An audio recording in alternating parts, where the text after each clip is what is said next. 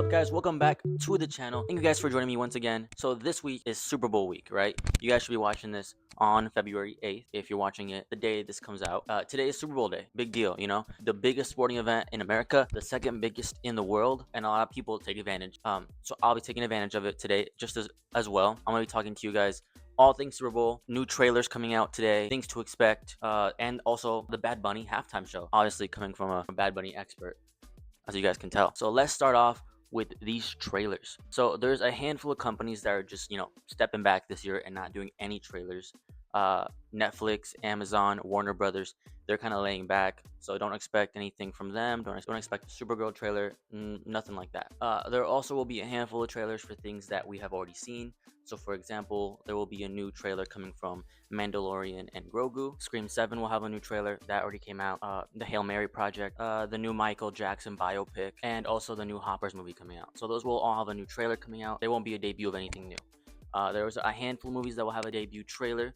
The first one I'm going to be pointing out is the new Toy Story 5 movie that will have its debut trailer here in the Super Bowl, so that should be something you should look out for. Another movie that will be having their debut trailer will be the new Minions movie.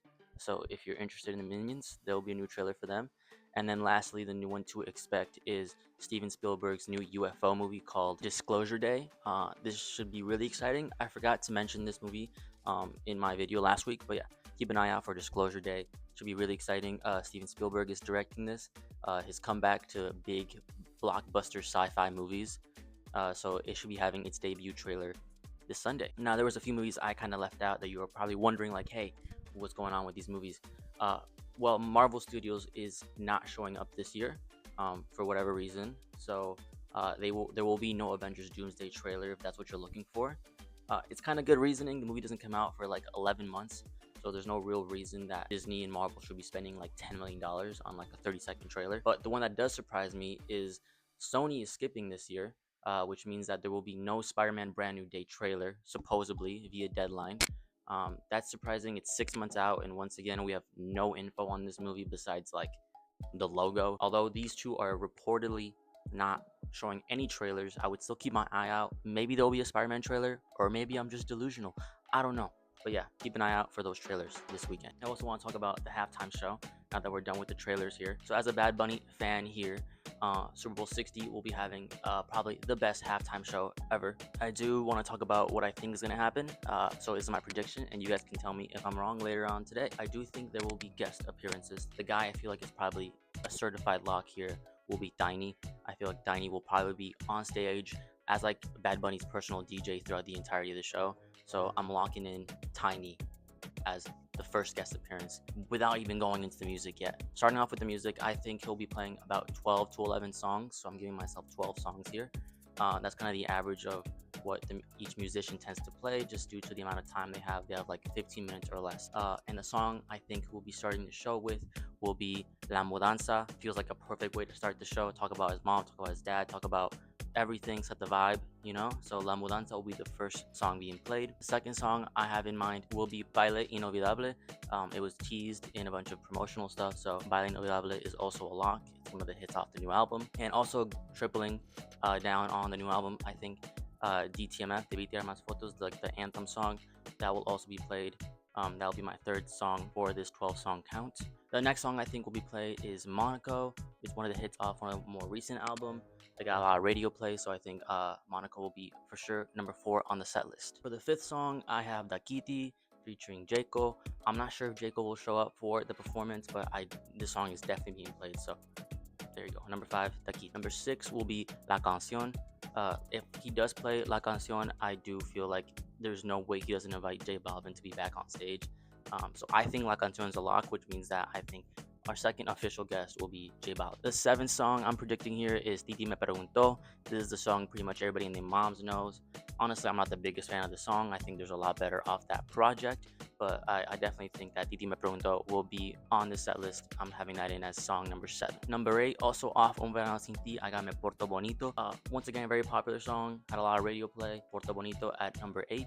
Number 9 will be El Apagón. I probably wouldn't have said El Apagón if it wasn't for how well this song has performed throughout his recent tour. So I think El Apagón will be definitely a lock-in just because of the vibes, and it really is going to be representing that Buddy Gua heritage. heritage. Number 10, I'd be a little delusional for saying this one, just 'cause I don't feel like it's the most appropriate for general audiences, but I think Zafaera is a lock at number 10. I think it'll be a great song to dance to and, vibe with. So number 10, I have Zafaera. I'm not sure if the features will be on stage for this one. This one's a little, it's more dependent on the runtime, not so much of if the features are cool. But yeah, Zafaera at number 10. Number 11, it has to be Chambea. Chambea is one of his earlier hits. All his true fans know it, so I think it'll be a really cool callback if he plays Chambea. And number 12, I also have Acho PR off the Naya Saba record. Although it's not a really popular song, it's not a really big song. It's a song where he's really speaking about himself, his heritage, where he comes from. Similar to the intro song, I do feel like they'll probably only play the Arcángel's part and leading into Benito's part. And with that being said, I do feel like the third lock for a guest will be Arcángel. They have a long history, and I feel like it'll be really great to see Arcángel on the stage that he probably could never be on his own, just simply because he's not really in the American audience. So those are my top 12 songs. I probably got all of them right. I'm feeling really confident on this. Anyways, here I'm gonna give you guys some honorable mentions of some songs that I think could potentially be played. 1% con Grupo Frontera. It was a really good, it was a really good song. It was on the radio a lot. It was really popular. So I feel like with this American crowd, I feel like would really enjoy it. If he does play 1%, I do feel like he would invite on Grupo Frontera on stage. Other honorable mentions are Vete, Moscow Mule, Estamos Bien, Mia. I don't think these are more likely to be played, but these are all bangers. Vete was my anthem for like an entire year. Mia will be great, just don't feel like he'll probably be played just due to the Drake logistics. And also D-List, once again, a really retro OG Bad Bunny song. It was a banger. I just don't feel like it has the Super Bowl presence needed for this performance. Now, there's two songs that I keep seeing being posted that are probably going to be played where I feel like strongly these are not going to be played at all. The first one is I Like It with Cardi B and J Balvin, and the other one is also Calladita. Both of these got played back in 2020 at the Super Bowl, so I don't feel like he would double dip and play these songs once again. All right, to wrap up my halftime predictions, I also want to point out I do feel like Tego Calderon could be another guest star. I don't know in which manner. I just feel like Bad Bunny's always shown a lot of love to him. People expected him at the residency. People expected him on all these world tour stops, and he hasn't shown up.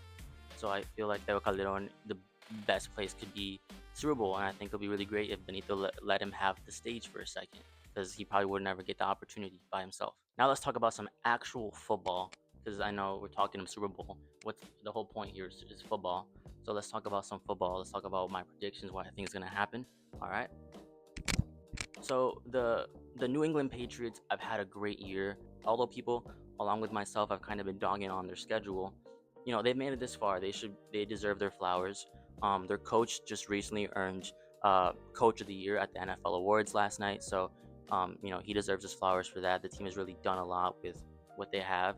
This was a rebuild year for them. So for them to make it to the Super Bowl, they're going to be contenders next year. Although with the great year they've had and all the components they have, all the rebuilding aspects, they're running headfirst into this Seattle defense who has made great offenses look embarrassing. Like, we can just flash back a couple weeks to the Niners game. Like, that Seattle defense was playing with the Niners. So I feel like the Patriots should be scared of this Seattle defense. And now let's move away from the Seattle defense, move towards their offense. Seattle has the best offense this year in the league. They have their starting quarterback, Sam Darnold, has had back-to-back years where he has had 14 win games.